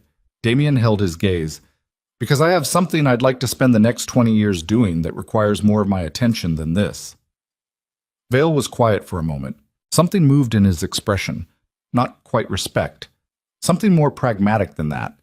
The recognition of one careful man for another. "The contact who can manage the federal situation," Damien said. "Do we have an agreement on that first?" "We do," Vale said. "Then the rest we can document." They shook hands across the table, and Damien felt, as he often felt after closing a significant deal, a settling in his body. The particular satisfaction of a problem that had been addressed. But underneath it, something else. Something that was not the old satisfaction, not the clean compressed pleasure of power exercised successfully. Something that was quieter and stranger, and that he didn't have a word for yet. He would find one. He had time. Quotes. He called Evelyn that evening and told her that Madeline's exposure was being resolved, cleanly, completely, no residual thread. He explained only what she needed to know, which was that it was handled and that her daughter's name would not appear in any federal proceeding. Evelyn was quiet for a long moment. "Thank you," she said. "Don't thank me for this one," he said. "This one I owe." Another silence. Then, "Are you okay?" The question surprised him. "Yeah," he said. "I think so." "You don't usually sound like that." "Like what?" "Tired," she said. "Not bad tired, just actually tired, like you've stopped holding something." He thought about that. "Maybe I have," he said. She was quiet in the way she was quiet when she was thinking something through before she said it. "I made an appointment," she said finally, "with a therapist. Not Reeves's sister, someone my colleague recommended. She does couples work." He went still. "You made it already." "I figured if I waited for us to decide together, we'd never decide." A pause. "It's in 2 weeks. Are you available?" "Yes," he said. Immediately, no hesitation. "Okay." Another pause, shorter this time. "Damien?" "Yeah." "I meant what I said. At your house." Her voice was careful, but not closed. "I meant, okay." He sat with that for a second. The weight of it, the specific significance of Evelyn Blackwood saying I meant it about something this large. "I know you did," he said. "Good," she said. 2 weeks. I'll send you the address." She hung up. He sat in his office with the harbor view and the dark water below and thought about 18 months and what they would look like and what came after them. And for the first time in as long as he could precisely remember, the future felt less like something to control and more like something to enter. Masha. Christmas arrived the way it always did, faster than expected and carrying more weight than the calendar suggested. Logan and Claire drove up from New York on the 23rd, Claire 4 months pregnant and radiant in the specific way of people whose happiness has recently been confirmed as legitimate. And Logan walked into Evelyn's house and saw his father in the kitchen, helping his mother figure out what had gone wrong with the roasting pan, and stopped in the doorway and looked at them for a moment with an expression Damien noticed and did not comment on. "You're here early," Logan said to his father. "Your mother needed help with the... whatever this is," Damien said, holding up a pan that had developed some kind of structural issue. "It's the handle," Evelyn said. "It's been loose for 2 years. Why didn't you replace it?" "Because I kept forgetting, and then remembering at 11 at night when no stores are open." "I'll get you a new one." "You don't need to get me a new pan, Damien. It's a pan. I'm getting you a new pan." Logan looked at Claire. Claire was smiling in a way that she attempted, with limited success, to make neutral. Madeline came down from upstairs in thick socks and a holiday sweater that had a reindeer on it that she wore with complete unselfconsciousness. And for a few seconds, the kitchen held all 4 of them, all 4 Blackwoods, for the first time in 5 years in the same room without the performance of civil management. And no one said anything remarkable because nothing remarkable needed to be said. It was just a kitchen with people in it who belonged to each other. Damien noticed the moment. He was getting better at noticing moments rather than moving through them. Dinner that evening was loud in the good way. 4 people and Claire making 5, all talking at various cross purposes. Madeline telling a story about a professor that kept getting interrupted. Logan asking his father about something he'd read in the business news.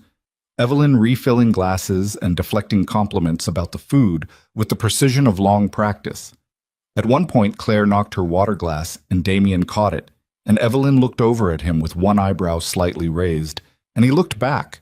And that look contained something that would have required several paragraphs to say out loud and took about 2 seconds to transmit.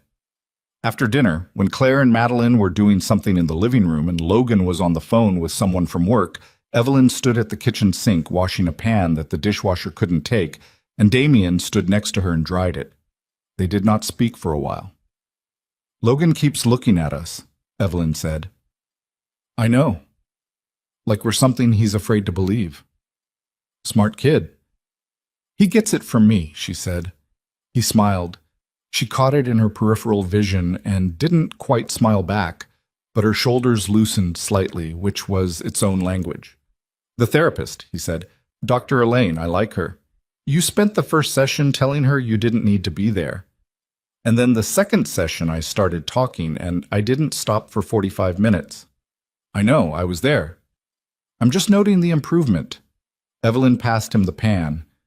Their hands overlapped on it for a second. His taking it from her, her not immediately releasing it. That fraction of a second that meant nothing and meant everything. "It's helping," she said, quietly, not looking at him. "I want you to know that. What we're doing, it's actually helping." "Yeah," he said. "It is. I'm still scared." "I know. I'm going to keep saying that for a while. The scared part. I need you to not interpret it as a signal that I'm leaving. It just means I'm paying attention." He set the dried pan on the counter and turned to look at her profile. The kitchen light was warm and she had a small flour smudge below her left ear that she hadn't noticed from the baking that afternoon. And she looked, he thought, like a person who was fully present in her own life, which was rarer than it should be and more beautiful than almost anything he had seen. "I know the difference," he said, "between scared and gone." She turned to look at him. "Do you?" "You taught it to me," he said. "Took me a while to learn, but you taught it." She looked at him for a long moment with those clear eyes that had always read him more accurately than he was comfortable with, and then she turned back to the sink and handed him another pan. "Logan wants to make a toast after dessert," she said. "Of course he does. I told him to keep it short." "He never keeps anything short." "I know. I said it anyway." She paused. "Are you staying?" The question was simple and contained multitudes. "If you want me to," he said. She considered this for precisely the amount of time it required. Not longer, not the false extension of uncertainty, just the real amount. "Stay," she said. Logan's toast was not short. It began with gratitude for Claire and the life they were building, wound through a story about a camping trip when he was 10 that Damien barely remembered, but which had apparently been significant to Logan in ways he had never previously disclosed. Touched briefly on the pregnancy in a way that made Claire cover her face with her hands, and then arrived, with the unstoppable momentum of a man who had been composing this in his head for months, at his parents'. "I asked for one dance," Logan said, standing at the head of the table with his glass raised. "At my wedding, I asked for one dance, and I told myself it was for the photographs, and that was not the whole truth." He looked at Damien first, then at Evelyn. "I wanted to see if you still fit together, because I grew up watching you, and I knew even as a kid that there was something between you that didn't just stop. And I thought if I could get you in the same room and playing the same music, then maybe—" He stopped. His voice had gotten slightly unsteady. He steadied it.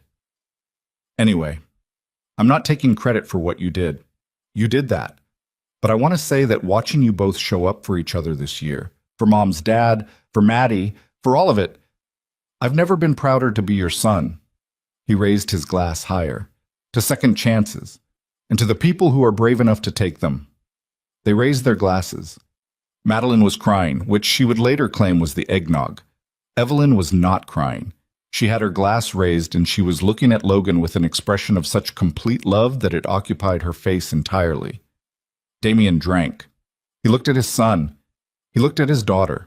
He looked at Claire, who was family now, who was carrying his grandchild, who had walked into their incomplete and complicated family and planted herself in it with the cheerful confidence of someone who knew the value of what she'd chosen. He thought about what the next year would look like, the transition he had set in motion, the careful 18-month unwinding of the thing he had spent 2 decades building. It would not be simple.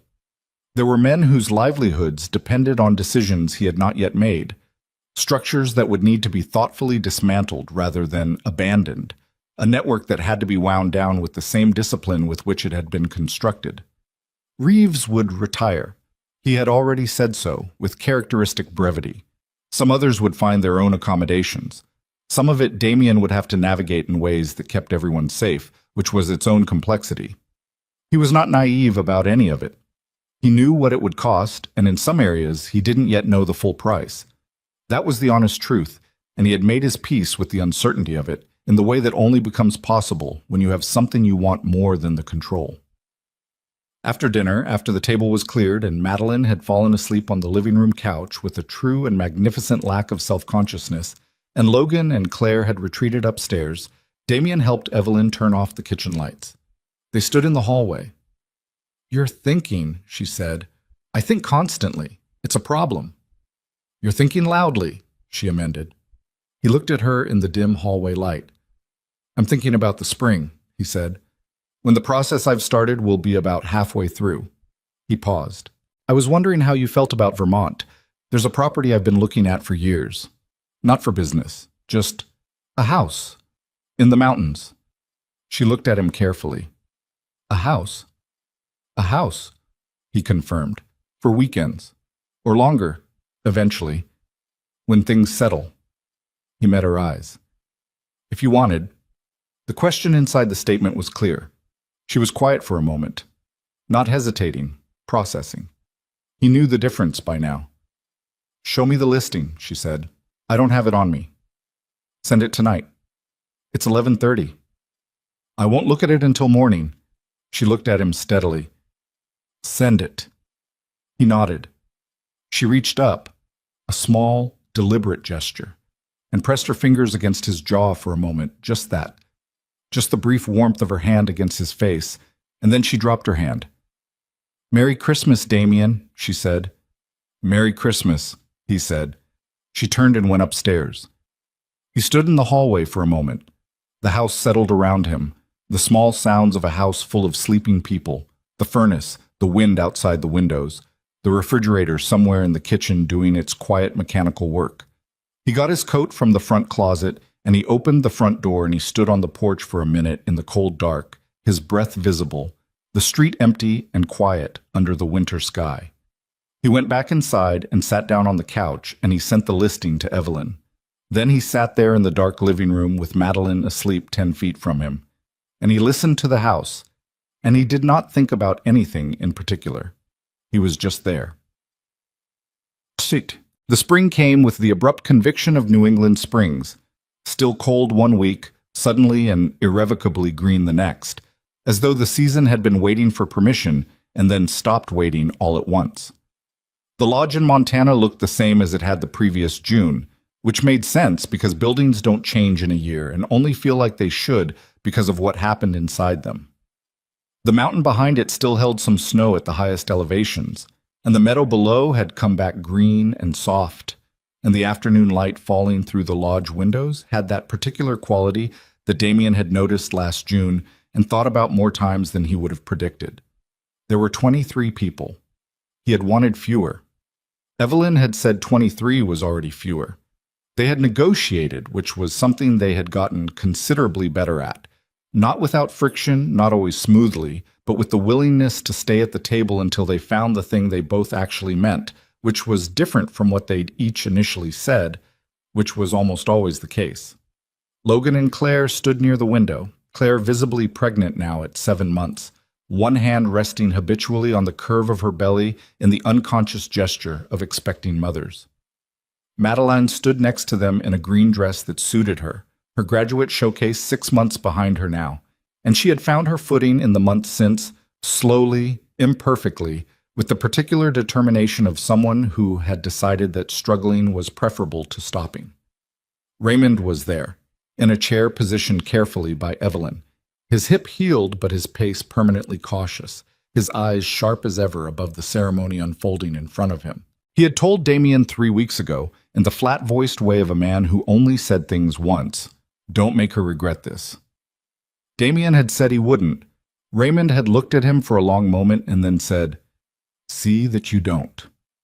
That had been the whole conversation. Reeves was there, standing near the back with the quiet self-containment of a man who had spent decades being present in rooms for other people's significant moments and understood exactly how to do it. He had brought no one, which was characteristic. He had given Damien, on the drive up, a small wrapped package that turned out to contain, when Damien opened it later, a photograph from 1999, Damien and Evelyn at the firm's first major project completion, standing outside a building in Cambridge. Evelyn laughing at something off camera, Damien looking at her with the expression he hadn't recognized in the honeymoon photographs, and now understood completely. He didn't know when or how Reeves had gotten it. He hadn't asked. The ceremony was short. They had both wanted short. The officiant was a woman named Patricia, who Evelyn had found through the therapist, Dr. Elaine, whose role in the past 6 months had been so significant that Damien had written her a thank you note that had taken him 4 drafts to finish because he kept starting it and then realizing he was writing around the true thing rather than toward it. And Patricia had the gift of economy, of choosing the words that carried the most weight and then getting out of their way. They had not written elaborate vows. Evelyn had said, in their second-to-last session with Dr. Elaine, that she didn't want vows that sounded like promises about the future, because the future was something neither of them could guarantee, and she had learned to be suspicious of guarantees. She wanted something true about right now. So they stood in front of 23 people in a Montana lodge in the spring, and when it was his turn, Damien said, "I know what I cost you, and I know what it took to stand here, and I want to spend whatever time I have left being worth the cost." He held her gaze. "That's all I've got. It's true, though." Evelyn was quiet for a moment. Her eyes were bright, but she was not crying because she had told him she would not cry at the ceremony. She cried at movies and at airports and at graduation ceremonies and not at her own significant moments, which was a preference she had held since her first wedding and maintained. "I spent a long time being angry at you," she said, "and then I spent a long time grieving you while you were still alive, which is its own particular kind of hard." She paused. "And then I spent about 8 months figuring out that I was still in love with you, which was deeply inconvenient and not what I'd planned." A sound from the small group, almost a laugh, not quite. "I'm choosing you," she said, "not because it's easy, not because I'm certain, because you're the person I want to figure out the hard part with, and I think that might be the only version of this that's actually real." Patricia said the words. They said yes. They exchanged the rings they'd chosen together, plain, simple, no ceremony to the bands themselves, just metal that meant what it meant. He kissed her. The 23 people made the sounds people make. Madeline cried, this time openly and without blaming anything. Logan put his arm around Claire and pressed his face briefly against her hair, and she reached up and touched his face, and neither of them noticed Damien watching this and filing it away in the part of him that kept records. Raymond, from his chair, said nothing. He looked at Evelyn for a long moment with the expression of a father who has paid close enough attention over a long enough span to actually know what he's looking at. Then he nodded once to himself. Whatever the verdict was, he kept it. The reception was dinner at long tables, the kind of table setting where the conversation moved up and down its length with no fixed pattern, where you might be talking to the person on your left, and then the conversation 3 seats away would pull you in and you would find yourself in the middle of something entirely different, and then you would find your way back. It had the quality of an actual evening among people who were genuinely glad to be in the same room. Damien spent most of it in motion, moving between conversations, between people, finding himself briefly stopped next to Raymond, who looked up at him with the bright, slightly imperious gaze of a man who was declining to be defined by his physical limitations. "The hip okay?" Damien asked. This chair. The chair's fine, Raymond said. Stop fussing. I'm not fussing. You've walked past here 4 times.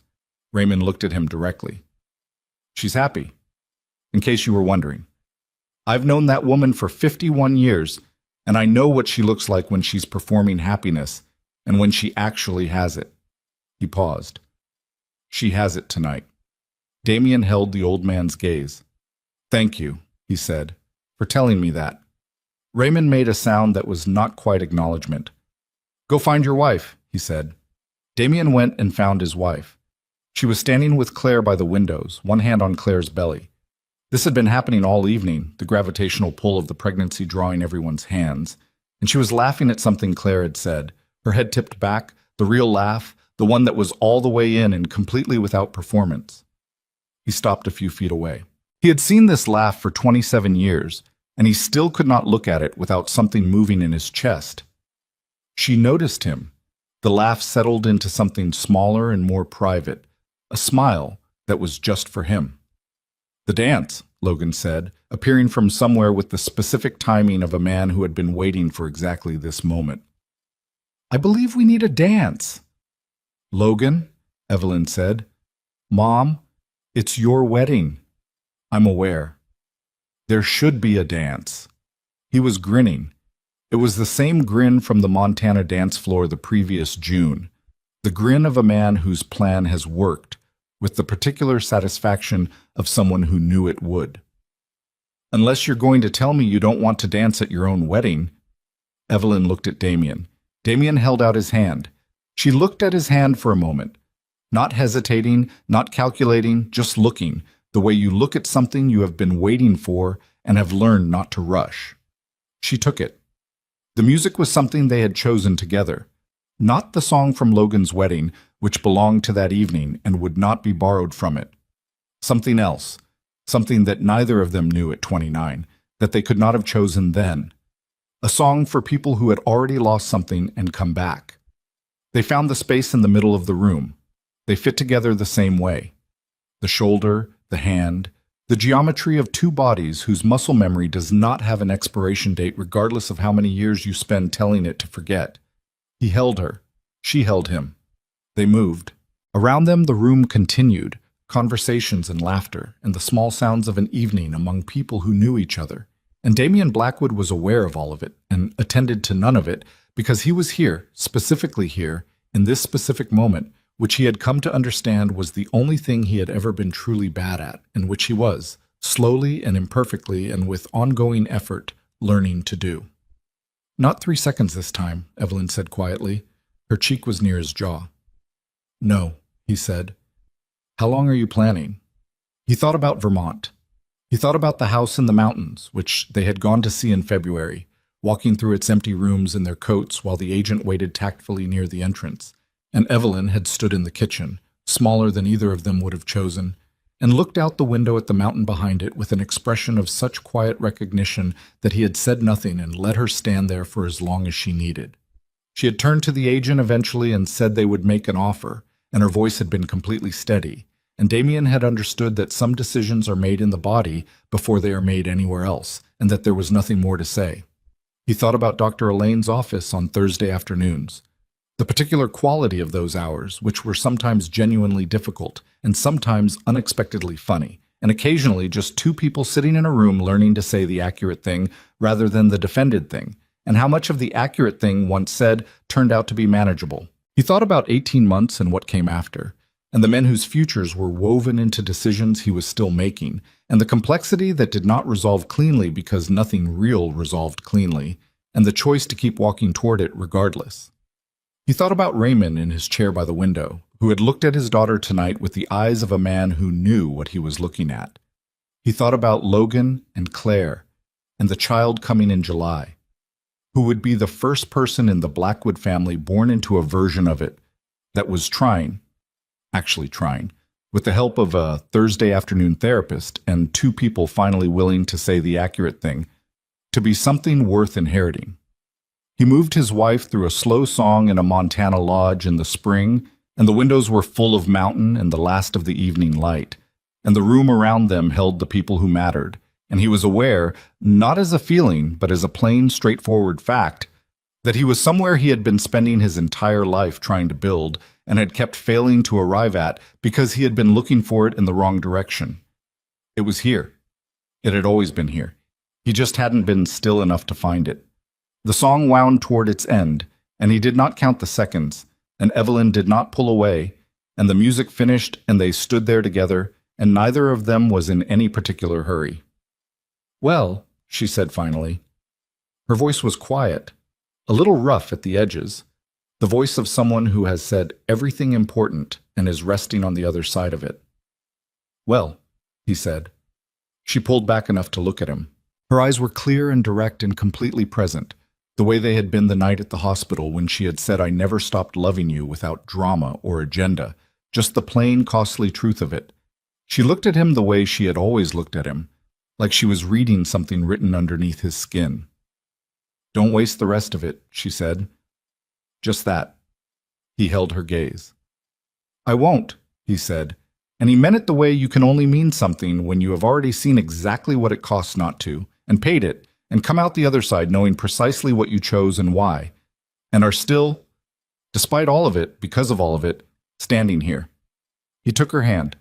They turned back toward the room, toward their children and the evening and the particular golden light that had nothing to do with the past and everything to do with right now, and they walked back in.